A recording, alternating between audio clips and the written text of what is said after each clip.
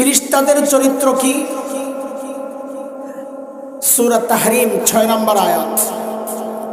ফেরেশতাদের চরিত্র সম্পর্কে আল্লাহ বলতেছেন, লা ইয়াসুনাল্লাহা মা আমারাহুম ওয়া ইয়াফআলুনা মা ইউমারুন। ফেরেশতাদের চরিত্র হচ্ছে তারা আল্লাহর হুকুম অমান্য করেন না, করতে পারেনও না, সেই যোগ্যতাই নেই। আমি আবারও বলছি, খেয়াল করেন আকীদার বিষয়গুলো। ফেরেশতাদের চরিত্র হচ্ছে ফেরেশতারা আল্লাহর হুকুম অমান্য করেন না এবং করতে পারেনও না। আল্লাহ ওইভাবেই বানাইছেন, সেই শক্তিই তাদের নাই আল্লাহর হুকুম অমান্য করবে।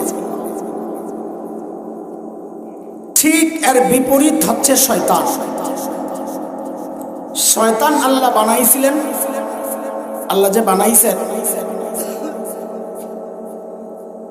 তাদের নিয়ামতের না শুকরিয়ার কারণে আল্লাহ তাআলা ভালো কাজ করার যে তৌফিক উঠায়া নিছেন। এখন চরিত্র হইল কোন শয়তান আর ভালো কাজ করতেই পারে না, করেই না। এই যে দুই পাশের দুই চরিত্রের সৃষ্টি, এক পাশে ফেরেশতা আর এক পাশে, এই দুই সৃষ্টির মাঝখানে আল্লাহ আমাদেরকে বানাইছেন দুই স্বভাবের সমন্বয়ে। আমাদের মধ্যে ফেরেশতা চরিত্র আছে, আমাদের মধ্যে শয়তানের চরিত্র আছে। সূরা দুহাহা ওয়াশ-শামসি ওয়া দুহাহা, এই সূরায় আল্লাহ আমাদের চরিত্র সম্পর্কে বলতেছেন, ওয়ানাফসিন ওয়া মা সাওয়াহা ফাআলহামাহা ফুজুরাহা ওয়া তাকওয়াহা قد أفلح من زكاها وقد خاب من دساها। মানুষকে আমি যে বানাইছি, নফস দিছি, সেখানে গুনাহ করার ইচ্ছা শক্তিও দিছি, গুনাহ থেকে বেঁচে থাকার সামর্থ্য শক্তিও তাকে দিয়ে দিছি। কার কথা এটা? তাহলে মানুষের মধ্যে ভালো করার যোগ্যতাও আছে, খারাপ করার যোগ্যতাও। কথা বুঝতেছেন আপনারা? আচ্ছা, মাশাআল্লাহ। পিছন থেকে আয়া সামনে কেউ বইতে চায় না, আল্লাহ আপনার বাঁচায় রাখো।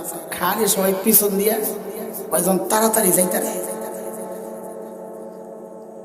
একদম ডাইন পাশে মারো না, এদিকে না, কাছে না, খালি আড়ালে বলবো। এই বাসটার আড়ালে বলে চেহারাটা দেখতে চাইছিলাম।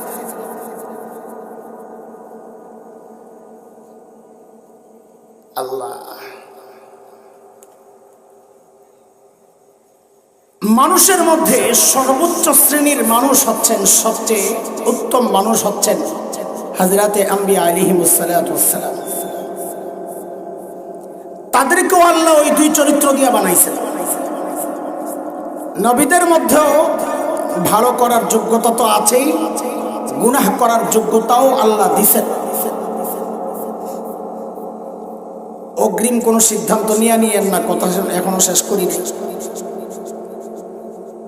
নবীদের মধ্যেও গুনাহ করার যোগ্যতা আল্লাহ কি করছেন, কিন্তু আহলুস সুন্নাহ ওয়াল জামাতের আকীদা হচ্ছে কোন নবী নবুয়তের আগেও গুনাহ করেন নাই, নবুয়তের পরে তো প্রশ্নই আসে না।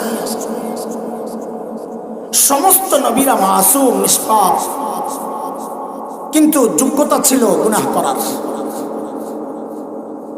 অতিরিক্ত আবেগ আর ভক্তি দেখায়া এই কথা বলার সুযোগ নাই, নবীরা আমাদের মতো না। আমাদেরকে আল্লাহ গুনাহ করার যোগ্যতা দিয়েছেন, নবীদেরকে তা দেন নাই। এটা অতিরিক্ত ভক্তি দেখায়া নবীদেরকে ছোট করারই নামান্তর। কেন? গুনাহ করার যোগ্যতা নাই, গুনাহ করেন নাই, এই কথার মধ্যে কোনো কৃতিত্ব নাই। বরং কৃতিত্ব হচ্ছে গুনাহ করার যোগ্যতা ছিল, তা সত্ত্বেও তারা আল্লাহর ভয়ে কোনো গুনাহ করেন নাই, এটার মধ্যে হলো কৃতিত্ব। উদাহরণ বুঝেন, উদাহরণ ছোটবেলায় গল্প শুনছেন কিনা? এক কানা আর ল্যাংড়ায় গন্ডগোল, মারামারি সবসময় লেগেই থাকে কানা আর ল্যাংড়ায়। কানাও যে জন্ম থেকে কানা, জন্মান্ধ, জন্ম থেকে সে কাউকে আর দেখে নাই, আর ল্যাংড়ারও জন্ম থেকে পাও নাই, দুটাই লাগছে গন্ডগোল। তো কানাই বলে, আরে ল্যাংড়া, তুই যে আমার সাথে খালি লেগে থাকস, আমার আল্লাহ কিছু ভালো গুণ দিছে, ওটা তুই দেখবি না? আমার কিছু ভালো স্বভাবও তো আছে। তো ল্যাংরাই বলে বেটা কানা মিনাল কাফিরিন, তোর আবার কি এর ভালো যোগ্যতা রে, কি করছো জীবনে? তো কানাই কি বলে, হ্যাঁ কিন্তু জন্ম থেকে কথা বলে, জন্ম থেকে কানা। হ্যাঁ কি কয় গর্বের সাথে, বেটা আমার জিন্দিগিতে আমি কোনোদিন হারাম জায়গায় তাকাই নাই। ওরে বাপরে বাপ, আপনারা কেউ ঠিক কইতেছেন, কেউ হাসতেছেন। আচ্ছা হাসার কারণ কি? তোর বেটা চোখ নেই, তুই হাস না, এই কথার কোনো দাম আছে নাকি? তো ল্যাংরা ও খালি তোমারই ভালো গুণ আছে আর আমার বুঝি কিছু নাই। হ্যাঁ কিন্তু জন্ম থেকে তোর কি আছে রে ল্যাংরা মিনাল ফাঁসি, কিন্তু তোর কি আছে? বেটা আমার জিন্দিগিতে আমি কোনোদিন কাউকে লাথি দিয়া দেখি নাই। হাসলেন কেন? কারণ পাও নাই তো লাথি দেয় নাই, এই কথা হাসিনি তো কথা। পাও থাকলে যদি না দিত, এটা ছিল একটা তার কৃতিত্বের ব্যাপার। চোখ ছিল দেখে নাই, এটা ছিল কৃতিত্বের ব্যাপার। চোখ নাই দেখে নাই, এর মধ্যে কোনো কৃতিত্ব নাই, এটা হাসির কথা হয়ে গেছে।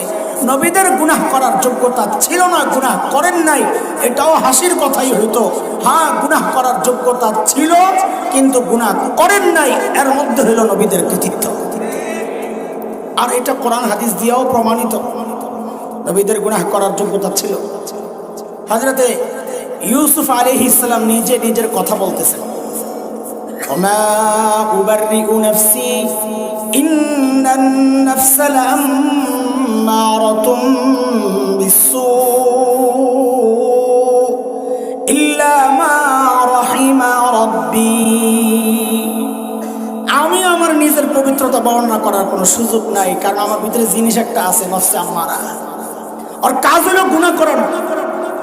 হ্যাঁ তবে তবে আল্লাহ যাকে বাঁচায়া দেন, তার মানে আমার যোগ্যতা নাই, সেই জন্য আমি পবিত্র, গুনাহ করতে পারি না। না না, আমার মধ্যে যোগ্যতা ছিল, আছে, কিন্তু আমি পবিত্র কেন? আমার আল্লাহ আমাকে বাঁচাইয়া দিয়েছে। আমাদের নবীর বক্তব্যটাও শোনেন, তাহলে আরো ক্লিয়ার হবে। হযরত সাহাবী আগর মাজনি রাদিয়াল্লাহু আনহু তিনি বলেন, নবী আলাইহিস সালাম ইরশাদ করেন, ইন্নাহু লা ইয়াকানু আলা কলবি হাত্তা আস্তাগফিরুল্লাহ কুল্লা ইয়াউম 100 মাররা আও কামা ক্বাল আলাইহিস সালাতু ওয়াস সালাম। নবী বলেন, আকাশের মেঘমালা যেমন মাঝে মধ্যে উঁকি ঝুঁকি দেয়, আমার চলে যায়, আমার অন্তরেও গুনাহ করার ইচ্ছা মাঝে মাঝে উকি ঝুঁকি দিতে চায়, যেহেতু আমি মানুষ। তা আমি কি করি? বলে ওই ইচ্ছাটাকে ঠেক দেওয়ার জন্যে আমি প্রতিদিন 100 বার ইস্তিগফার করি। তাহলে আমাদের নবী ইস্তিগফার করছেন কোন কারণে? গুনাহ মাফ করানোর জন্য না ঠেক দেওয়ার জন্য? কত এটা একটা প্রশ্নের জবাব, কিন্তু এটা বলেন তো, আমাদের নবী ইস্তিগফার করছেন গুনাহ মাফ করানোর জন্য না ঠেক দেওয়ার জন্য? তাইলে যেই সমস্ত পণ্ডিতরা আয়াতের তাফসীর করতে যায়, ফাসাব্বিহ বিহামদি রাব্বিকা ওয়াস্তাগফির, নবী আপনি তাসবিহ পড়েন, ইস্তিগফার পড়েন, আল্লাহর নির্দেশ। এই আয়াতের তাফসীর করতে যায় যারা বলেছেন নবী ভুল না করলে আল্লাহ ইস্তিগফার করতে বলছেন কেন, তা আমরা বলি ইস্তিগফার চিকিৎসা। চিকিৎসা কখনো রোগ ভালো করার জন্য হয়, আবার কখনো রোগ ঠেক দেওয়ার জন্য হয়। যেমন টিকা রোগ ভালো করার জন্য না ঠেক দেওয়ার জন্য? নবীদের ইস্তিগফার গুনাহ মাফ করার জন্য না, গুনাহ পবিত্র করার জন্য না, নবীদের ইস্তিগফার টিকা টিকা গুনাহকে ঠেক দেওয়ার জন্য। বুঝে আসছেন আপনাদের কথা? এগুলো আমাদের আলোচনার বিষয় না, আমি সাজাইতেছি যেন আপনারা বুঝেন জিনিসটা। নবীদের পরের স্তর হচ্ছে হযরতে সাহাবায়ে কেরাম রিদওয়ানুল্লাহি আলাইহিম আজমাইন, যাদের ব্যাপারে আমাদের আকীদা গুনাহ করার যোগ্যতা ছিল, গুনাহ হইতেও পারে, হইছে, কিন্তু ওই গুনাহ নিয়ে কোনো কথা বলার অধিকার আমাদের নাই। গুনাহ করলে করছেন আল্লাহ, আর আল্লাহ বলতেছেন তাদের দিল ভালো ছিল। গুনাহ কিছু করলেও তাদের দিল ভালো ছিল। দিল ভালো ছিল তাতে কি হয়েছে? গুনাহ যে করছে, তো আল্লাহ বলেন করছে, তোর কি হয়েছে? করলে আমার করছে, লাহুম মাগফিরা, আমি দিলাম মাফ কইরা, আমি আল্লাহ দিলাম মাফ কইরা, তোর কথা বলার অধিকার কি? উলাইকাল্লাযীনা ইমতাহানাল্লাহু কুলুবাহুম লিত্তাকওয়া লাহুম মাগফিরাতুন ওয়া আজরুন আযীম।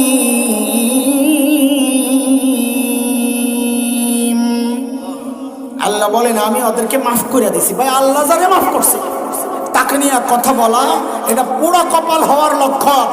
ভালো মানুষ নবীকে ভালোবাসে এমন কেউ নবীর আশিক সাহাবীদের দোষ তালাশ করতে পারে না, দুশ্চর্চা করতে পারে না। যদি কেউ করে বুঝতে হবে এটা একটা অসভ্য। তাদের সাথে সম্পর্ক রাখা যাবে না যারা সাহাবীদের দোষ তালাশ করে। এই তো গেল দুই শ্রেণী। এছাড়া আরেকটা শ্রেণী হইলাম আমরা সাধারণরা। আমাদের গুনাহ হইতেই থাকে। আমরা ওই গুনাহগুলোর তিনটা ভাগ করতে চাই। আজকের আলোচনার মূল পয়েন্ট এটাও নয়, তিন ভাগের এক ভাগ হলো আজকের আলোচনার মূল পয়েন্ট। বলেন আমাদের গুনাহগুলোকে আমরা কয়টা ভাগে ভাগ করতে চাই আজকে আলোচনার জন্য? কয়টা? এক নম্বর, আমাদের এমন বহু গুনাহ আছে যেগুলোকে আল্লাহ তাআলা এমনিতেই মাফ করে দিবেন। ও আপনাকে খুশি লাগে না এই খবর শুনা? তো হয় আলহামদুলিল্লাহ পড়েন না সুবহানাল্লাহ পড়েন, একটা কিছু তো পড়বেন না, বাড়ির যায় পড়বেন। মাঝে মাঝে একটু ঘুরাইয়েন, আবার মাঝে মাঝে দিয়ে এই বাতাসটা ক্ষতি হয় কিন্তু কষ্ট হয় ছাড়া। কিছুক্ষণ দিয়া আবার লয়ে যায়। বলেন আমাদের বহু গুনাহ আল্লাহ কি করেন? এমনি মাফ করে দেন। বলেন মাফ তো নানান কারণে করেন, বলেন এমনি মাফ করে দেন।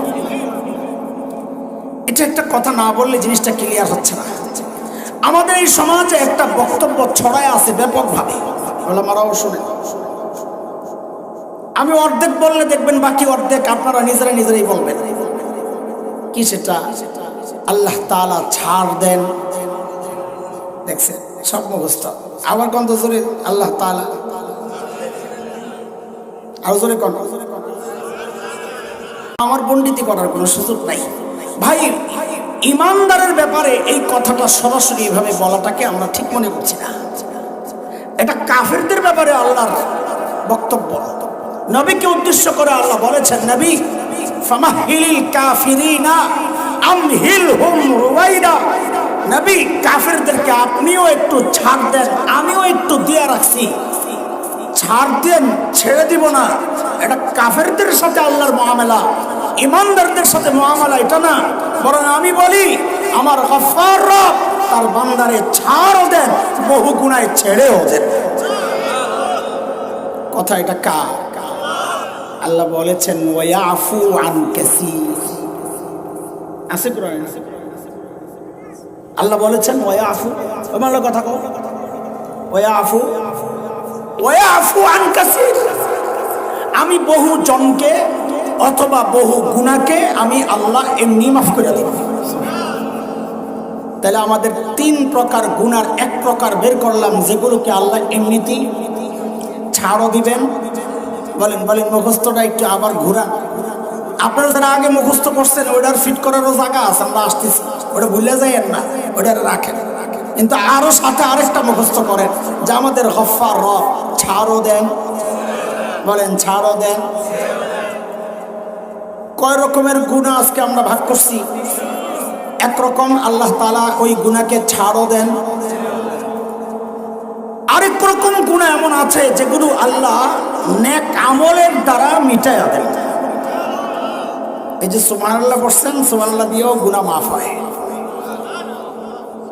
নবী আলাইহিস সালাম বলেন, মান হাজ্জা লিল্লাহ ফালাম ইয়ারফাস ওয়া লাম ইয়াফসুক রাজাআ কায়াউমিন ওয়ালাদাতহু উম্মুহু।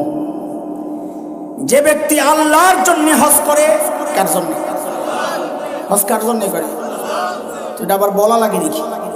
নবী যে বললেন এটা বলার দরকার কি? হজ তো মানুষ আল্লাহর জন্যই করে। বোঝা গেল ভেজাল একটা আছে। তাহলে এই কথা বলার দরকার কি? কারণ নবী জানেন আমার উম্মতের মধ্যে এমন পাবলিকও পাওয়া যাবে যারা আল্লাহর জন্য হজ করবে না। হ্যাঁ, ওই যে হাদিস আসছে, ইয়াতি আলান নাস জামান ইয়াহুজ্জু আগনিয়াউন নাস লিন নাজাহা ধনীরা হজ করবে ট্যুর হিসাবে, ট্যুর ঘুরতে যায়, আল্লাহর জন্য হজ করে না বহু মানুষ। প্রমাণকে কথা, কারণ হজের আগে যা ছিল হজের পরে আইসা আরো বাড়ে। হজের আগেও চুরি করতো, হজের পরেও চুরি করে, তো ওর হজ আল্লাহর জন্য কেমনে হইল? হজের আগেও দুর্নীতি করতো, হজের পরেও দুর্নীতি করে। তা আমি মাঝে মাঝে মজাক করে বলি কি জানেন পার্থক্য কি হয়েছে? হজের পরে আগে আসিল দুর্নীতিবাজ, হজের পরে আইসা হয়েছে আলহাজ দুর্নীতিবাজ। আগে আসিল ঘুষখোর, হজের পরে নাম হয়েছে আলহাজ। নামের সাথে হাজি লেখার জন্যও বহুজন হজ করে। আবার আমাকে ঢাকার মধ্যে কারো কারোর মধ্যে এই চিন্তাও আছে, একাধিকবার হজ করলে আর আলহাজ লেখা যায় না, সেখানে হাজি লিখতে হয়, হাজি। বিশ্বাস করেন না আপনারা, আমাদের মাদ্রাসার চান্দা আনতে গেছে হাজি সাহেবের কাছে, তো লিখতে লইছিল কালেক্টর সাহেব আলহাজ অমুক। বাপ রে বাপ, বেড়া এমন খেপা খেপছে, ধরছে ওই মেয়ে, ওই মেয়ে কি লিখলেন হুজুর, কি লিখলেন, কি হচ্ছে? এতবার হজ করছি মিয়া, আলহাজ লিখার লেগে হাজি লেখে। ওর যে গ্রামার কে শিখাইলো আল্লাহ জানে। তার মানে কি হজ আল্লাহর জন্য করে নাই? বলে কার জন্য করছে? নিজের জন্য। অথচ যদি আল্লাহর জন্য হজ হইতো তো নবী কি বলেন? মান হাজ্জা লিল্লাহ ফালাম ইয়ারফুস ওয়া লাম ইয়াফসুক। হজের সফরে গুনাহ করে নাই, অশ্লীল কাজে জড়ায় নাই, হজের আমলগুলো ঠিকঠাক মতো করেছে। যদি হজের কন্ডিশন হয় এই, তো নবী বলেন সে যখন হজ থেকে বাড়িতে ফেরত আসে তার গুনাহগুলো কেমন মাফ হয়, কতটা মাফ হয়? বলে রাজাআ কায়াউমিন ওয়ালাদাতহু উম্মুহ। তার মা তাকে যেদিন জন্ম দিয়েছেন ওই দিন যেমন সে নিষ্পাপ ছিল, একটা গুনাহ তার আমলনামায় ছিল না, একজন মকবুল হজ করেনেওয়ালা বাড়িতে আসলে ওই রকম নিষ্পাপ হয়ে যায়। সুবহানাল্লাহ। নেক আমলের দ্বারা গুনাহ মাফ হয় কি হয় না? নবী বলেন আল উমরাতু ইলাল উমরাহ কাফারাতুন লিমা বাইনাহুমা। এক উমরা থেকে আরেক উমরা, এবছর উমরা করছে, 10 বছর পরে আরেক উমরা করছে, মাঝখানের সব গুনাহ মাফ। আল্লাহ বলেন ইন্নাল হাসানাত ইউযহিবুনাস সাইয়্যাত। নিশ্চয়ই নেক আমল বদ আমলকে মিটায় দেয়। তাইলে কয় রকম গুনাহ গেল বলেন? এক গুনাহ আল্লাহ এমনি মাফ করে দিবেন, আরেক গুনাহ কিসের দ্বারা বলেন না একটু?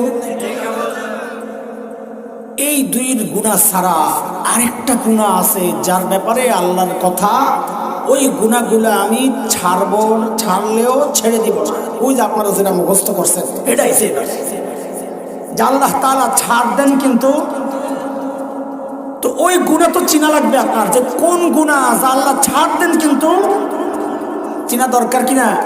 আমরা আজকে ওই গুনাহটা চিনাইতে চাই ইনশাআল্লাহ।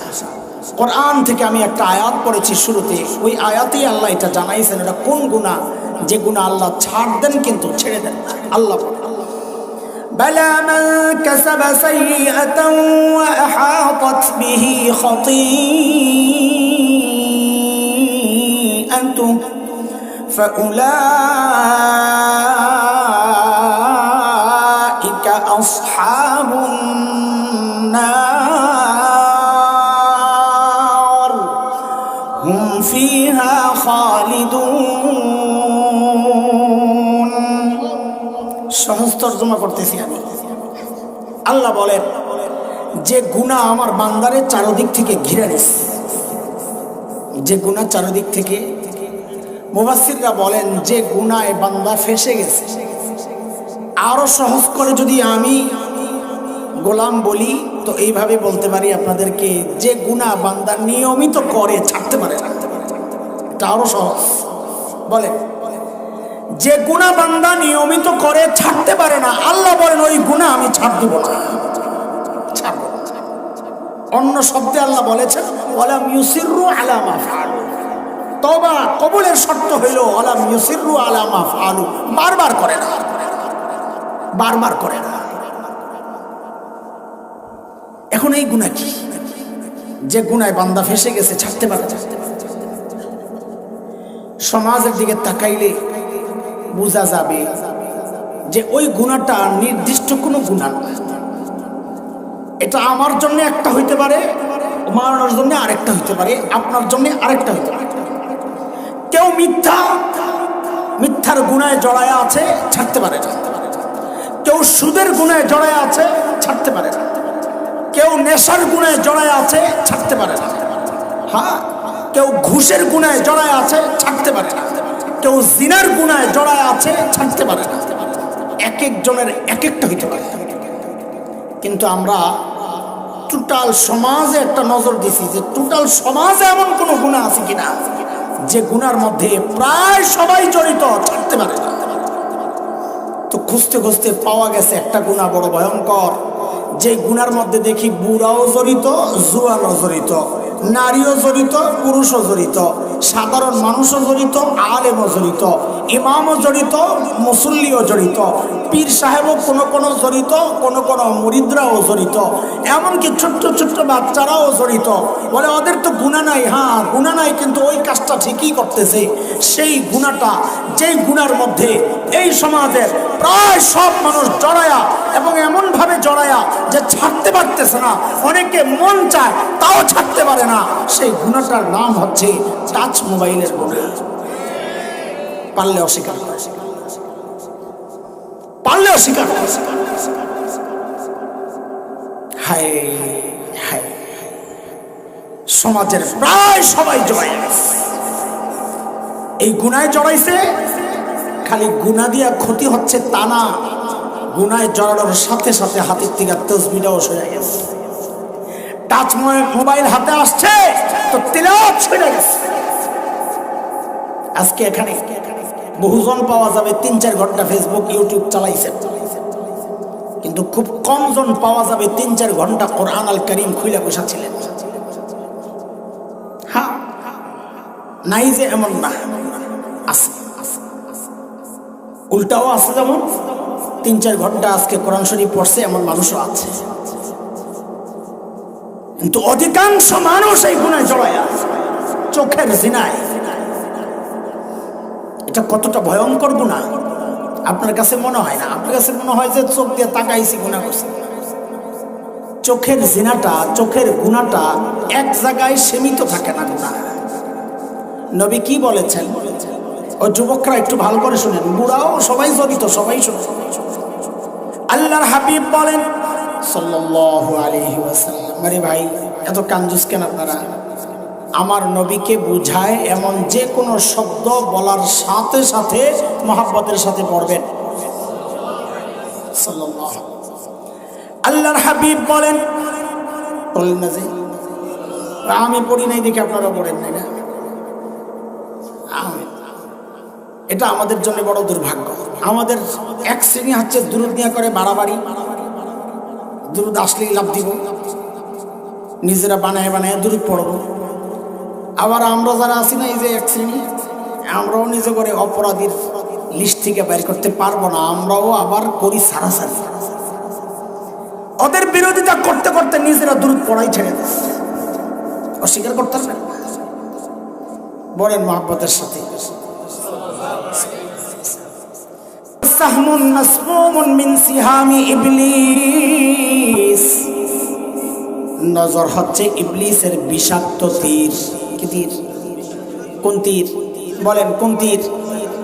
মানি কি? বিষাক্ত তীরের মানি কি? আরে নরমাল তীর বিদ্ধ হইলে জখমের মধ্যে ওষুধ লাগাইয়া দিবেন, জখম ভালো হয়ে যাবে। কিন্তু তীরটা যদি বিষ মাখা হয় তো রক্তের সাথে ওই বিষটা লাগার সাথে সাথেই রক্ত দৌড়ায় গোটা শরীরে, ওই বিষটাও গোটা শরীরে ছড়ায়া যায়। তখন আর এই জায়গায় মলম লাগাইলে আর আপনার ভালো হবে না। কথা ঠিক কিনা? ঠিক নজরটাও এমন এক বিষাক্ত তীর। হাত দিয়া গুনাহ করছেন, এটা এই পর্যন্তই শেষ। কান দিয়া গুনাহ করছেন, ওই পর্যন্তই শেষ। জবান দিয়া গুনাহ করছেন, ওই পর্যন্তই শেষ। নজরের গুনাহ করছেন, ওই পর্যন্ত শেষ হয় নাই, বিষ ছড়াইয়া গেছে গোটা শরীরে। মানে তখন কান গুনাহ করতে জেগে ওঠে। যেই মেয়েটার দিকে আপনি তাকাইছেন ওই মেয়ের কথা একটু শুনতে মন চায়, তখন জবান গুনাহ করতে জেগে ওঠে। যেই মেয়েটাকে দেখেছেন তার সাথে একটু কথা বলতে মন চায়, হাত গুনাহ করতে জেগে ওঠে। যেই মেয়েটাকে দেখেছেন তাকে একটু স্পর্শ করতে মনে চায়। শরীরের সমস্ত গুনাহ যে শক্তিগুলো আছে সবগুলো শক্তি জেগে উঠেছে। কেন? কারণ ওই চোখের দ্বারা বিষ ছড়ায় গেছে গোটা শরীর। এই জন্য নবী বলেন চোখ হচ্ছে ইবলিসের বিষাক্ত দিক।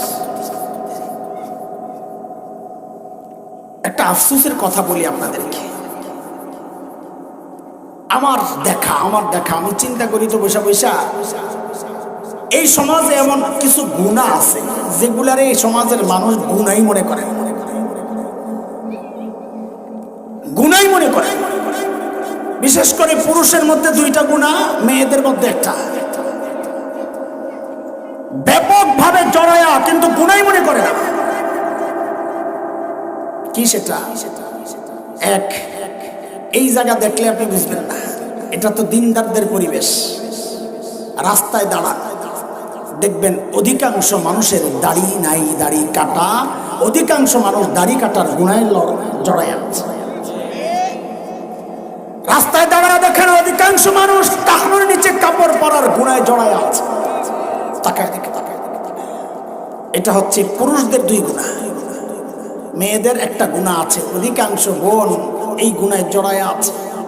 সেটা হচ্ছে শরীয়তের বিধান হচ্ছে সৌন্দর্যকে গোপন করা। সূরা নূর 31 নম্বর আয়াত, আল্লাহ বলেন ওয়ালা ইউবদিনা জিনাতাহুন্না, মেয়েরা যেন তাদের সৌন্দর্য গোপন করে। এটা হচ্ছে শরীয়তের পর্দা। বলেন শরীয়তের পর্দা কি? মেয়েরা যেন সৌন্দর্য। অধিকাংশ বোন এই গুনায় জড়ায়া তারা তাদের সৌন্দর্য গোপন করে না, ওপেন করে। ওপেন অনেকে বোরকা ছাড়া ওপেন করে, অনেকে বোরকা পয়রা ওপেন করে। এমন চক্কর বক্কর বোরকা পরে, যেই বোরকা না পরলে ওই কালা বেডির দিকে কেউ তাকাইতো না, এখন ওই বোরকার কারণেও পোলাপাইন তাকায়। কথা কি মিথ্যা? তাইলে এই বোরকা দিয়া তার সৌন্দর্য গোপন হয়েছে না ওপেন হয়েছে? বলেন অধিকাংশ বোন এই গুণে জড়ায়া। অস্বীকার করতে পারবেন? এত টাইট বোরকা, নাউজুবিল্লাহ, এত চক্কর বক্কর বোরকা দিয়া যে এখনকার মেয়েরা সৌন্দর্য গোপন করে না, এটার একটা বড় প্রমাণ হইল ঢাকায় দেখছি এক বোরকার দোকানের নাম কি জানেন? Fashion house. বোরকার দোকানের নাম তার মানে ওই বোরকা দিয়া ফ্যাশন গোপন করতেছে না ওপেনের আহ্বান করতেছে। তাহলে এই বোরকা কি শরীয়তের বোরকা না ভণ্ডামি আর প্রতারণা? আপনারাই বলেন, কথা বলেন। অধিকাংশ মানুষ এই গুনায় জড়ায় আছে। তাকে জিজ্ঞেস করেন, সে তো জানে, সে তো রাবিয়া বসিয়া। সে কি ওই বোরকা পয়রাও? সে কি কথা বলে না? সে কি রাবিয়া বসিয়া?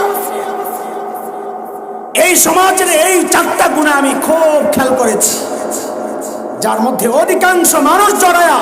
কিন্তু আফসোসের কথা হচ্ছে এগুলারে মানুষ গুনাহ মনে করে না। এর মধ্যে একটা হচ্ছে চোখের গুনাহ, একটা হচ্ছে টাকনোর নিচে কাপড় পরার গুনাহ, একটা হচ্ছে দাড়ি কাটার গুনাহ, একটা হচ্ছে সৌন্দর্য ওপেন করার গুনাহ। এই চারটা গুনার মধ্যে বাংলাদেশের অধিকাংশ মানুষ জড়ায় আছে। কিন্তু আফসোস অধিকাংশ মানুষ এগুলারে গুনাহই মনে করে না। কিন্তু ভয়ঙ্কর খবরটা শোনায়া দিই দোস্ত, আমাদের বড়রা বলেছেন এবং এটাই বাস্তবতা, গুনাহ করাটা যতটা মারাত্মক, খেয়াল করেন, গুনাহ করা যত মারাত্মক, গুনাহকে গুনাহ মনে না করা তার চেয়ে বেশি মারাত্মক। বলেন আমার সাথে, বলেন গুনাহ করা যত, গুনাহকে গুনাহ মনে না করা কম না বেশি? গুনাহ করার চেয়ে কোনটা বেশি মারাত্মক? গুনাহকে গুনাহ মনে। কেন? কারণটা কি? কারণটা বুঝেন তাহলে আরো ক্লিয়ার হবে। কারণটা কি?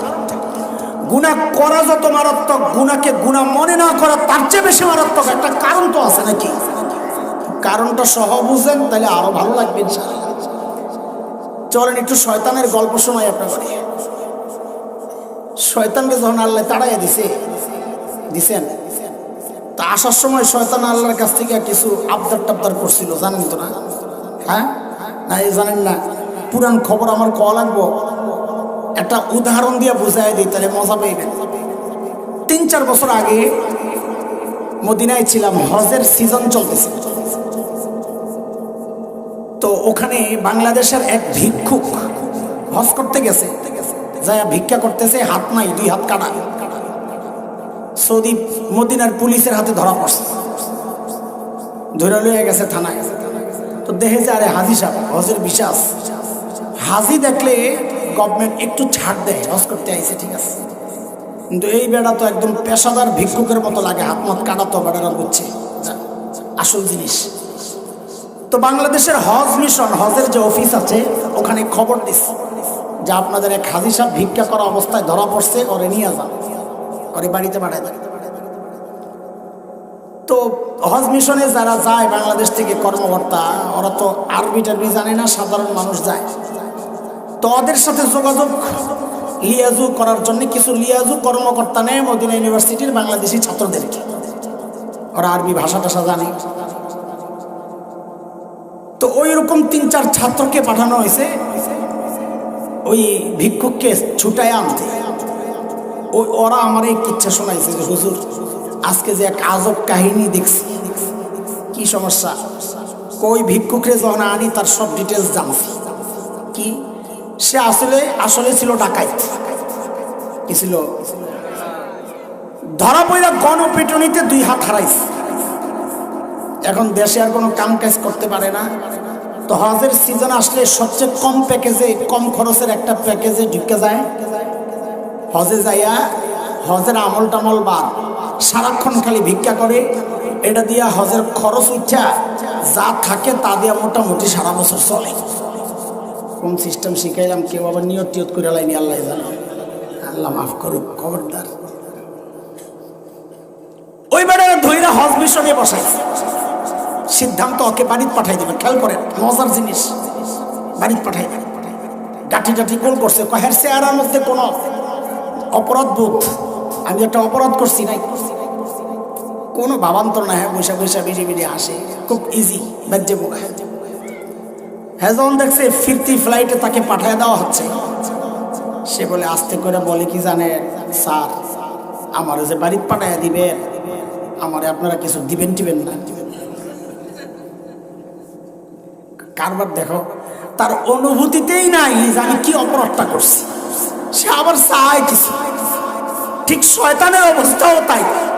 ওরে যখন আল্লাহ কইছে ভাগ আনতে, তো শয়তানও আসার সময় আল্লাহ রে কয়, আল্লাহ বিদায় যে করবেন, আমারে কিছু দিবেন টিবেন না। কারণ শয়তান জানে আল্লাহ রাগী যেমন, আল্লাহর মায়া তার চেয়ে বেশি, চাইলে কিছু আদায় করা যাবে। তো আল্লাহ বলেন কি লাগবে তোর বল। তো শয়তান 3টা আবদার পেশ করছে। কয়টা?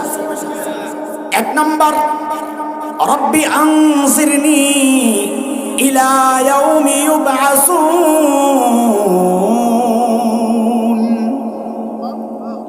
আল্লাহ আমাকে সুযোগ দেন, আমার হায়াত বাড়ায়া দেন। কোন পর্যন্ত? জোরে কোন তো দেখি, আরো জোরে। তর্জমা ঠিক আছে? আরেকটা কয়, এখানে শয়তান মহা এক বাটপারি করছে। ছোট বয়সী আলেম যারা, আপনারা এটা মাথায় রেখে দিয়েন, কাজে লাগবে। শয়তান এক মহা বাটপারি করছে, মহা বাটপারি, যা আমরা ধরতে পারি নাই। এই জন্য আমরাও তর্জমায় বলি শয়তান টাইম চাইছে কদ্দুর না, শয়তান কিয়ামত পর্যন্ত টাইম চায় নাই। এটা ভুল। বলে কোন পর্যন্ত চাইছে এটা একটু বুঝেন। হযরতে ইসরাফিল, যিনি সিংহায় ফু দিবেন, যার ফুয়ে কিয়ামত হবে, তিনি সিংহায় ফু দিবেন 2 বার। কয়বার? প্রথম ফুয়ে কিয়ামত, যাকে কোরআনে কিয়ামত বলা হয়েছে, সাআহ বলা হয়েছে। প্রথম ফুয়ে, বলেন প্রথম ফুয়ে কিয়ামত মানে কুল্লু শাইইন হালিক ইল্লা ওয়াজহা, আল্লাহ ছাড়া সব শেষ। কোন ফুয়ের সাথে? সব যখন শেষ হবে, আল্লাহ তাআলা তখন হযরত ইসরাফিলকে জিন্দা করে বলবেন আরেকটা ফু লাগাও। তিনি আরেকটা ফু দিবেন, আরেকটা আরেকটা ফু দেওয়ার পর সমস্ত কিছু আবার জিন্দা হবে। এটাকে বলে ইয়াউমে ইউবআসুন, পুনরুত্থান দিবস। পুনরুত্থান। এই ইয়াউমে ইউবআসুনের পর মৃত্যু শেষ, আর মৃত্যু হবে না। জাহান্নামীরা জাহান্নামে, জান্নাতীরা জান্নাতে, মৃত্যু শেষ, সোজা কথা। আর কারো মৃত্যু হবে না। শয়তান সুযোগ চাইছে কিয়ামত পর্যন্ত না, শয়তান সুযোগ চাইছে ওই দ্বিতীয় ফু ইয়াউমে ইউবআসুন পর্যন্ত, কারণ ও মরতে চায় না। অজানে কিয়ামত পর্যন্ত যদি সুযোগ পাই তাহলে আমার মরা লাগবে, আর যদি ইয়াউমে ইউবআসুন পর্যন্ত টিকে যায় তাহলে মরা থেকে বেঁচে গেলাম। বুঝছেন নি আপনারা? এই বাটপারি আমরা না ধরতে পারি নাই, আল্লাহ বুঝি ধরতে পারে নাই। কথা বলে না তা আল্লাহ কি বলেন? যা, তোর সুযোগ দিয়ে দিলাম। টাইম তুই যেটা চাইছস ওইটা না, ইলা ইয়াউমিন ওয়াক্তিন মালুম, আমি যেটা নির্ধারণ করে রাখছি কিয়ামত পর্যন্ত ওইটাই। শয়তান দেখলো যে আরে যা একটা দাবি টাবি করছিলাম, হাফ আসল জায়গাটাই তো রয়ে গেল, মর তো লাগবো আমার। ঠিক আছে, আমি যেহেতু গেছি, ও মানুষ তোরেও খাইছি, কাল্লা আর একটা চাই। বলে কি চাস? বলে আদমকে তো সন্তান দিবেন, আমারে যদি সন্তান না দেন আমি যাই যে ডাক দেবো, আয় খেলা হবে। সবটি আইলে আমি একা কেমনে সামলাবো? পাড়ায় পাড়ায়, মহল্লায় মহল্লায় আদম সন্তানকে তো প্রতিরোধ করতে হবে। আমি এত লোক কই পাবো, আমারে কিছু দেন পোলা পাই। তো আল্লাহ দ্বিতীয়টাও মঞ্জুর করছে, যা আমার বান্দা আদমের যেমন সন্তান হবে, ওই ইবলিস তুইও যা, তোরও সন্তান হবে। শয়তান তো খুশি, এবার খেলা জমবে। আল্লাহ আখিরি একটা চাই সুযোগ। কটা গেছে আগে? আরেকটা চাই। কি চাস? আমার একটু সুযোগ দেন, আমি আপনার বান্দার শরীরের ভেতরে ঢুইকা, রোগের ভেতরে ঢুইকে ঢুইকে যায় ওরে ধোঁকা দিতে চাই। তো নবী আলাইহিস সালাম বলেন, ইন্নাশ শাইতান ইয়াজরি মিনাল ইনসান মাজারাদ দাম, শয়তান মানুষের রক্তের যে রেশা, রক্তের যে রগগুলো আছে, রগে রগে দৌড়ে দৌড়ে মানুষকে ধোঁকা দেয়। মাঝখান দিয়ে একটা সূক্ষ্ম সুন্দর কথা আপনাদের সাথে শেয়ার করি। এই যে শয়তান যে ঢুকে ঢুকে কোন দিক দিয়ে? এই মরো না, কথা বলে বয়ে রয়েছে মাইর খাওয়ার লেগে, ঢুকে কোন দিক দিয়ে? আরে এত ছিদ্র একটা কয়ালার না, কত ছিদ্র আছে না শৈলী। হ্যাঁ,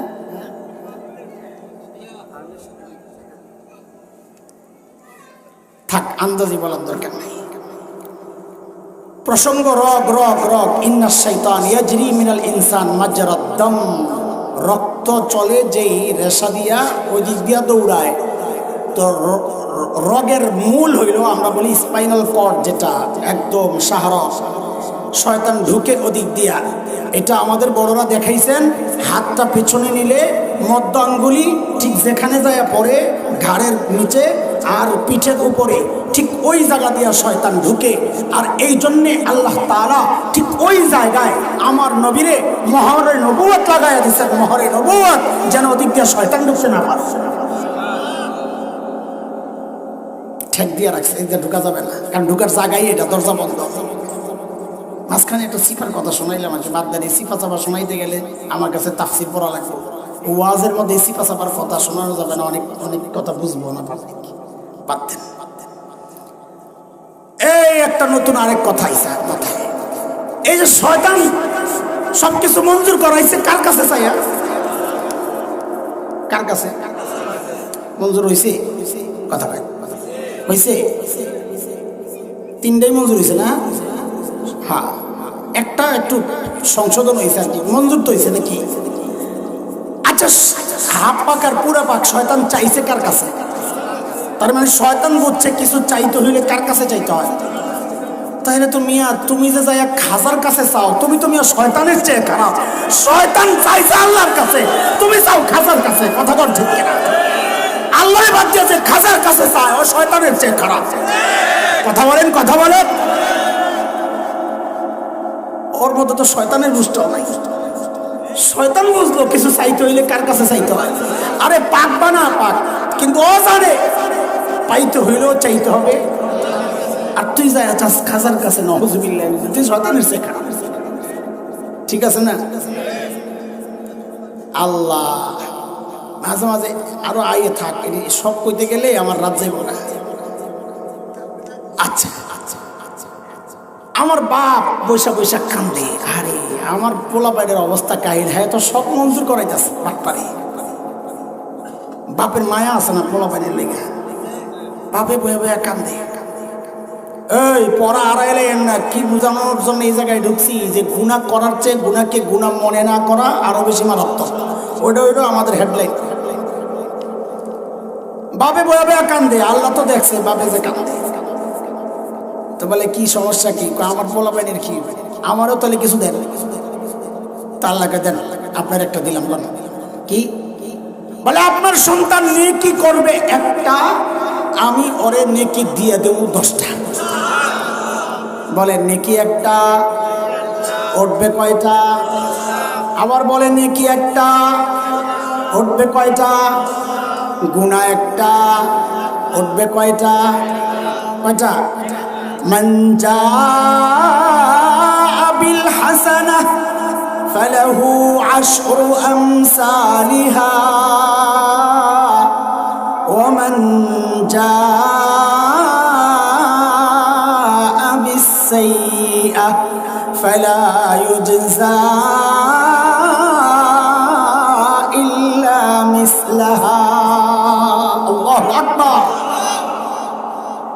আমার বাপের মন খারাপ করে বলিস, কি খুশি লাগে না এই কথা শুনি না? তা আমার বাপের চিন্তা হইল একটা নেকি করলে না 10টা দিবে। আমার বলা ভাই যে শয়তানি বইরি বইবে ফেসবুক চালাইব, হ্যাঁ নেকি করার সময় আছে নাকি? বুঝেন না এই কথা? নেকি করলে না একটার জায়গায় 10টা, না করলে কিন্তু গুনাহ তো করবে, গুনাহ তো চালু থাকবে। তা আল্লাহ দেখছে, আরে আমার বান্দা তো ভালো চিন্তা, জান জান আরেকটা দিলাম সিস্টেম ব্যবস্থা। কি? আমি আপনার সন্তানের চারদিক দিয়ে ফেরেশতা দিয়ে ব্রেকেট দিয়ে রাখুন, যেন শয়তান ভিতরে যায়া ওরে ধোঁকা দিতে না পারে। লাহু মুআক্কিবাতুম মিন বাইনি ইয়াদাইহি ওয়া মিন খালফিহি ইয়াহফাযুনাহু মিন আমরিল্লাহ। সূরা রাদ। নবী আলাইহিস সালাম বলে, আমরা খাবার থেকে যেমন মাছি তাড়াই না দূর দূর করে, আমাদের চারপাশ থেকে ফেরেশতারাও এরকম শয়তানকে তাড়াইতে থাকে দূর দূর করে। আমার বাপের মন খারাপ কেন? আমার বাপের চিন্তা হইল ফেরেশতা দিয়ে নিরাপত্তা দিবেন আমার সন্তানকে, এর চেয়ে নিরাপদ জায়গা জান্নাতে আমি নিজেই তো আসিলাম, এরপরও তো ধরা খাইছি। চিন্তাটা বুঝছেন আমার বাপের? কারণ শয়তান তো কাছে যাওয়া লাগে না, হের কাছে তো রিমোট আছে, রিমোট অস্ত্র দিয়া দূর থেকে দিয়ে দেয়। রিমোট বাইর হওয়ার পর অস্ত্র বুঝানো সহজ হয়েছে আমাদের, যে দূর থেকে আবার কেমনে অস্ত্র দেখো, রিমোট দিয়ে দূর থেকে যেমনি টেলিভিশন ছাড়ে, শয়তানও দূর থেকে এমনি দোকানে। তো আল্লাহ দেখছে যে আরে আমার দোস্ত তো পেরেশান সন্তান রে। এখন বলেন তো আপনারা, বাবার মায়া বেশি না রবের মায়া বেশি? আল্লাহ রবের মায়ের সাথে দুনিয়ার কোনো মায়ের তুলনা হয় না। সমস্ত মায়া একখানে করলে রবের মায়ার 100 ভাগের 1 ভাগ। 1 ভাগ দিচ্ছেন দুনিয়ারে, যা তোরা এই 1 ভাগ মায়া বন্টন করে চল। নবী বলেন, একটা বকরি তার বাচ্চারা যে দুধ খাওয়ায়, হাত্তা তারফা হাফিরাহা, সে যে পাওটা এরকম আগলায়া ধরে যে আমার বাচ্চার কষ্ট হবে, এই যে মায়াটা, এটাও 1 ভাগের একটা অংশ। তাহলে 99 ভাগের মায়ার পাওয়ার কত? আল্লাহু আকবার। আল্লাহ বলেন, দোস্ত এত পেরেশান হয়েন না আপনি বাবার চেয়ে, আমি রবের মায়া অনেক বেশি। আমি আমার বান্দার জন্য আখেরি একটা ব্যবস্থা রাখছি, টেনশন আপনি করেন না। বলে কি ব্যবস্থা? তো আল্লাহ বলেন, আমার বান্দা গুনাহ করবে করবে করবে করবে, করতে করতে জীবন পার করে যখন শেষ মুহূর্তে আইসা আমারে ডাক দিয়া বলবে, মালিক আমি ভুল করেছি, আমারে মাফ করে দাও, আমি ওর জিন্দেগীর সব গুনাহ মাফ করে দিব। আল্লাহ সব মাফ। এখন তো শয়তানের মন খারাপ। শয়তান কয় আল্লাহ কামড় হইল কি? আপনি বান্দারে যদি সব মাফি করে দিবেন, তা আমার ওই 3 সুযোগ দিচ্ছেন কোন কামের জন্য? আমি এখন এটি কি করব? বুঝেন না এই কথা? এই 3 জিনিস দিয়ে আমি এখন কি করব? আমি ওর ভিতরে ঢুকে করে দিয়া পাপ করাম, আল্লাহ কয়ে ডাক দিব আপনি ছেড়ে দিবেন, তো আমার লাভ হইল কি? ঠিক আছে, আমিও তো বাটপার কম না, কে কয়? তওবা করলেই তো মাফ করবেন। আমাদের কোন প্রকার গুনার আলোচনা চলতেছে? যেগুলো আল্লাহ এমনি ছেড়ে দেন ওইটা, যেগুলো আল্লাহ তাআলা নেক আমলের মাধ্যমে মাফ করেন ওইটা, যেগুলো আল্লাহ ছাড়বেন না বলেছেন ওইটা, ঠিক আছে না? ওইটা আল্লাহ মাফ করবেন কখন? তওবা করলে। বলেন কখন? তো শয়তান কি বলে? আপনি তওবা করলেই তো জীবনের সব গুনাহ মাফ করে দিবেন, ঠিক না? হ্যাঁ, কত শুনেন শুনেন, আমি আপনার বান্দাকে দিয়ে এমন গুনাহ করাবো যেন সে তওবাই না করে। তওবা করলে না মাফ, আমি এমন গুনাহ করাবো যেন তওবা না করে। হ্যাঁ, বড়রা অস্থির হয়ে গেছে শয়তানের হুমকি পাইয়া। ওইটা কোন গুনাহ? যে গুনাহ মানুষ করে কিন্তু তওবা করে না।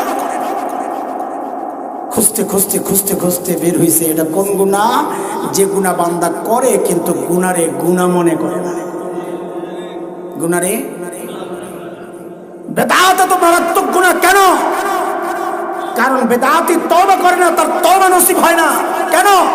কারণ সে যে বেদাত করতেছে সে তো গুনাহ মনে করতেছে না। গুনাহ মনে করলে না তওবা করতো, সে তো মনে করতেছে সে ইবাদত করতেছে। এই জন্য এত মারাত্মক গুনাহ। আর শয়তানের টার্গেট বান্দারে দিয়ে ওই গুনাহ করানো যে গুনাহ বান্দা করবে কিন্তু গুনাহ মনে করবে না। দোস্ত, এই সমাজের এই 4টা গুনাহ এমন পাওয়া গেছে যে গুনাহগুলা ব্যাপকভাবে জড়ায়া মানুষ কিন্তু গুনারে গুনাহ মনে করতেছে না। সেই গুনাহগুলোর মধ্যে একটা হচ্ছে চোখের। ঠিক, বহু আল্লাহওয়ালা আছে আমাদের সাথে সম্পর্ক রাখে, হুজুর আমার ঘরে টেলিভিশন আছে কিন্তু মিস ইউজ হয় না। মিস ইউজ হয় না এটার মানে কি? একটু নিউজটা দেখি। কি দেখে? একটু নিউজ দেখি, নিউজ। তা আমি জিজ্ঞেস করছি আর কি, নিউজ কি আপনার খালাম্মাই পড়ে, আপনার নানিয়ে পড়ে? তো বুঝা লাগছে চালাক মানুষ, তো আস্তে কথা ঘুরে এলেছে, হুজুর দেখি না, শুনি না। তা আমি বলি যে ওই বেডির কণ্ঠ আপনার জন্য পর্দা, ঠিক না? কেন যখন দেখবেন যে আরে কণ্ঠটা এত সুন্দর, না জানি দেখতে কেমন, এমন করে কোনো আস্থা। আমরা তো ওই মানুষ, কথা বলেন না আপনারা? এই যে এত সহজ বানাইছে নিউজ দেখে, নিউজ তার মানে ও মনে করতেছে নিউজ দেখলে গুনাহ হয় না। গুনারে গুনাহ মনে করতেছে। যখন ছোটবেলায় গুনাহ করতাম বা দুষ্টামি করতাম, যাই করতাম, ভুল করতাম, আমাদের মা বাবা ডাক দিতেন, এই করবি না, ডাকতেন না? দিতেন? কথা বলে। আচ্ছা, আমার মা বাবার বেশি ভালোবাসা না আমার রবের? আমি আপনি যখন জাহান্নামের দিকে দৌড়াইতে থাকি না, তো আমাদের রব আমাদেরকে তাকায়া থাইকা দেখা দেখা ডাকতে থাকে, কেন গুনাহ করস, কেন গুনাহ করস। এই চিন্তাটা দিল আর দিমাগের মধ্যে বসান। খুব মনোযোগ, খুব মনোযোগ, 2-1 মিনিটের কথা। দিল দিমাগের মধ্যে বসানো কি? আমি যখন গুনার দিকে পা বাড়াই, তাকায় রয়েছেন যে, একটু চিন্তা করেন, আমি যে তাকায় রয়েছি আমার দিকে আরেকজন তাকায় রয়েছে। কে তিনি? সবাই বলেন তো, আরো জোরে বলেন। আপনাদের জবাব তো সহি, কিন্তু এই জায়গায় শব্দ আমরা আল্লাহ বলতে চাই না। আমি কোরআনের যে আয়াতটা এই প্রসঙ্গে আনবো, ওই আয়াতের সাথে মিল রাখার জন্যে এবং বিষয়টার ওজনটা বোঝানোর জন্যে শব্দ আরেকটা লাগাইতে চাই, ওইটাই বলবেন। বলেন রব্বে করিম দেখতেছে। বলেন কে দেখতেছে? বলেন আমাদের দিকে কে তাকায় আছে? এক কাজ। দ্বিতীয়, তিনি ডাকতে থাকেন। আমি যখন গুনাহ করি কে তাকায় থাকেন? কি করতে থাকেন? বলেন, মুখস্থ করেন। আমি যখন গুনাহ করতে যাই, আগাই, আমার দিকে কে তাকায় থাকে? কি করতে থাকে? কোরআনে ঠিক এইভাবেই আসছে। সূরা ইনফিতার, আম্মা পারা আছে না, 5 নম্বর সূরা, ওই সূরায় আসছে এই প্রসঙ্গটা। আল্লাহ বলেন, ইয়া আইয়ুহাল ইনসান মা গররাকা বিরাব্বিকাল কারীম।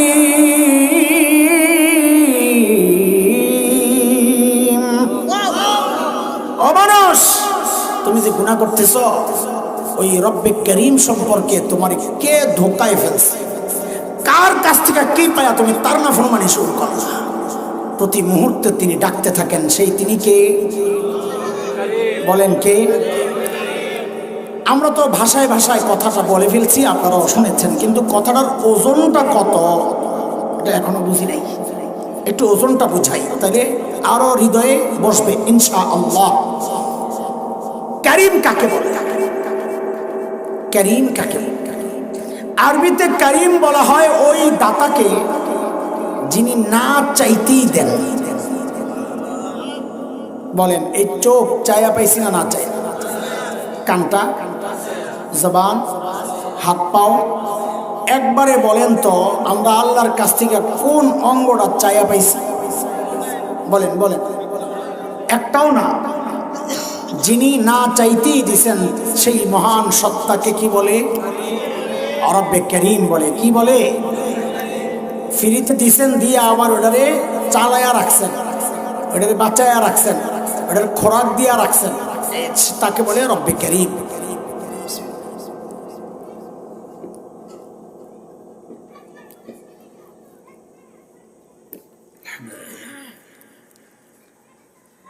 ডাক্তার ওজনটা বুঝার জন্য একটা উদাহরণ শোনেন।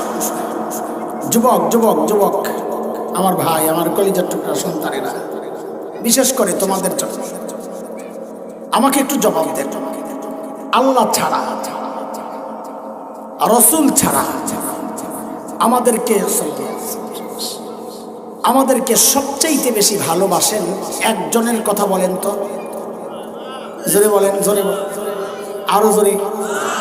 আরে মাটা এমন ভাবে বলেন না, আমরা শুনতেও তো মজা লাগে। আরে জাগর নাই, হেরা জানে ডাক্তার কত মায়া। বলেন, আমাদেরকে সবচেয়ে বেশি ভালোবাসেন কি? আরে মার কলিজায় যে কত মায়া, কত দরদ, কত মমতা, এটা মা ছাড়া দুনিয়ার কেউ বুঝবে না। মাকে যে আল্লাহ বানাইছেন ওই আল্লাহ জানেন, মা জানেন। আমি মাঝে মধ্যে আমার বাচ্চাদেরকে বলি, মা চিনো? মা মা চিনো? মা এই যে মা না, না মা না, এটা না। মা মানি ঘরে খাবার আছে যা, যদি দেখেন মা যে আমি যদি খাই তো বাচ্চাদের পেট ভরবে না, মা ওই মানুষ ঠিক ওই মুহূর্তে আসতে একটা অভিনয় করবেন কি, যে আমার বমি বমি লাগতেছে, আমি খাবো না, আম্মু খাবো না, তোমরা খায়া নাও। অথচ দেখা যাবে ক্ষুধায় পেটটা চলতেছে, কিন্তু বাচ্চাদের পেট ভরা খাওয়ার জন্য নিজে খাওয়া ছেড়ে দেয়। ওই মানুষের নাম মা।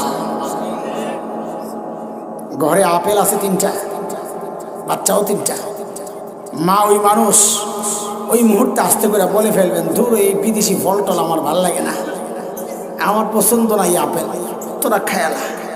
অথচ মন চাইতেছে এক কামড় আমিও খাই, কাঠটা খাই আর কাঠটা কমাবো। মা তো ওই মানুষ। এই জন্যই তো ওলামারা মা আর বাবার মাসআলা আলাদা করছে।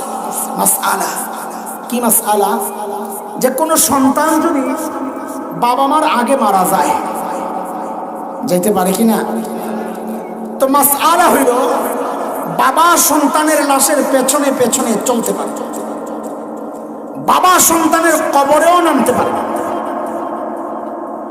কিন্তু কোনো মায়ের জন্য সন্তানের লাশের পেছনে যাওয়া চলবে না। আচ্ছা, বাবা যে চলতে পারেন, বাবার কলিজায় মায়া নাই? নাই।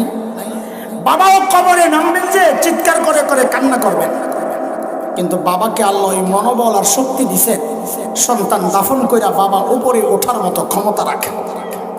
কিন্তু কোনো মায়ের জন্য সন্তানের লাশের পেছনে যাওয়া চলবে না, কোনো মায়ের জন্য সন্তানের কবরে নামা চলবে না। কেন?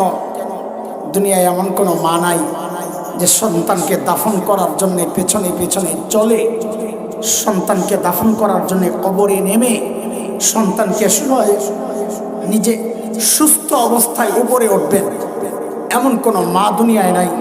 সন্তানদের সোহাইয়া নিজেও লাশ হইয়া শুয়ে পড়বে। কথা ঠিক কিনা বলেন? আমাকে একটু জবাব দেন তো আপনারা, এই যে মার কলিজায় যে এত মায়া, এত মমতা, এত ভালোবাসা, কারণটা একটু বলেন তো? মা আমার একটা চোখ বানাইছেন সেই জন্য এত মায়া। কথা বলেন। তাহলে একটা কান বানাইছেন এই জন্য এত মায়া। জবানটা বানাইছেন, একটা আঙ্গুল বানাইছেন, কিছু পশম বানাইছেন তো? কি বানাইছেন তো? মা আমার শরীরের কি বানাইছেন? তার জন্য বলেন কি বানাইছেন? কিছুই বানান নাই, একটা পশমও না। মা আমার শরীরের কিচ্ছু বানান নাই। অল্প কয়েকদিন ভাড়াটিয়ার মতো পেটে ধারণ করেছেন, হওয়ার পরে লালন করেছেন, কিচ্ছু বানান নাই মা আমার। তাতেই মার কলিজায় এত মায়া। মা কিচ্ছু বানান নাই, তাতেই মার কলিজায় এত মায়া, এত দরদ, এত মমতা, এত ভালোবাসা। যে আল্লাহ আমার চোখ বানাইছেন তাই ওই আল্লাহর কত মায়া। যে আল্লাহ আমার কান বানাইছেন ওই আল্লাহর কত মায়া।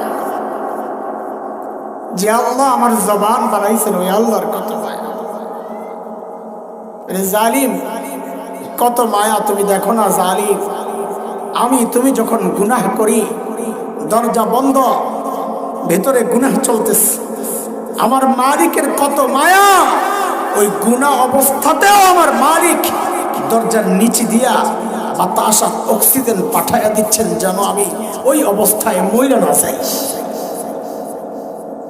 ওই মালিকের নাফরমানি চলতেছে প্রতিনিয়ত। আপনি যখন গুনাহ করি না, মালিক ঠিক ওই কথাগুলা মনে করাইয়া দিয়ে দিয়ে ডাকতে থাকেন, ইয়া আইয়ুহাল ইনসান মা গররাকা বিরাব্বিকাল কারীম। ওরে মানুষ, যে চোখ দিয়ে তুই গুনাহ করছস, ওই চোখ কিন্তু তোরে ওই নায়ক নায়িকা দেয় নাই রে। আমি কারীম রব দিছি, তোরে না চাইতে দিছি। আমার দেওয়া চোখ দিয়ে তুই আমার নাফরমানি কেন করস? কার কাছ থেকে কি পায়া তুই তোর কারীম রব ভুলে গেলি? আরে জালিম, যে কান দিয়ে তুই গুনাহ করস, ওই কান কিন্তু তোরে গায়ক গায়িকা দেয় নাই। ওই কানও আমি কারীম রব দিছি, তাও না চাইতে দিছি। আমার দেওয়া কান দিয়ে তুই আমার নাফরমানি করস, কার কাছ থেকে কি পায়া তুই কারীম রব ভুলে গেলি? হে জালিম মানুষ, তুমি তোমার সন্তানের সামনে গুনাহ করো না, তোমার লজ্জা লাগে। তুমি তোমার মা বাবার সামনে গুনাহ করো না, তোমার লজ্জা লাগে। তুমি আমার মাখলুকের সামনে গুনাহ করো না, তোমার লজ্জা লাগে। এরে বান্দা, আমি বলতেছি, আমি তাকায় তাকায় তোরে ডাকতেছি, তাও তুই গুনাহ ছাড়স না। আরে কি হয়ে গেল তোর? আমার সম্মান, আমার মর্যাদা, আমার দাম বুঝি তোর কাছে ওই বাচ্চার চেয়ে কমে গেল? ওই বাচ্চারা তাকাইলে তুই গুনাহ করস না, আর আমি তাকা তাকা ডাকতেছি তাও তুই গুনাহ ছাড়স না। আমার মালিক প্রতিটা গুনার সময় আমাকে আপনাকে ওইভাবে ডাইকা ডাইকা সতর্ক করেন, মা গররাকা বিরাব্বিকাল কারীম। আল্লাহ বলে, মালিক কারীম রব তো ওই সত্তাকে বলে যিনি না চাইতে সব দেন। আপনি কি দিয়েছেন? আল্লাহ যেন বলেন, আরে জালিম কি দিছি? তোর চেহারার দিকে অন্তত তাকা। আল্লাযী খালাকাকা ফাসাওয়াকা ফাআদালাক ফি আই সূরা মা শাআ রাক্কাবাক। আরে জালিম, তোর মতো সুন্দর করে আমি কাউরে বানাই নাই। দেখ কি সুন্দর জুড়ে চোখ লাগাইয়া দিছি, দেখ চোখের উপর দিয়া ঝাড়ু লাগাইয়া দিছি। ঝাড়ু ময়লা পরে আমি একটু পানি বার করে ঝাড়ু দিয়ে চোখটারে পরিষ্কার করে দিই। আরে জালিম, তুই যখন ঘুমায়া যাস, এই চোখগুলো অনিরাপদ হয়ে যায়। আমি আল্লাহ নিজ দায়িত্বে উপর দিয়া শাটারটা লাগাইয়া দিই যেন তোর চোখটা নিরাপদ থাকে। আর ওই চোখ দিয়া তুই গুনাহ কইরা কইরা জিজ্ঞেস করস, আমি তোরে দিয়ে দিছি। মা গররাকা বিরাব্বিকাল কারীম। কার কাছ থেকে কি পাইয়া তুই আমি কারীম রব রে ভুলে গেলি?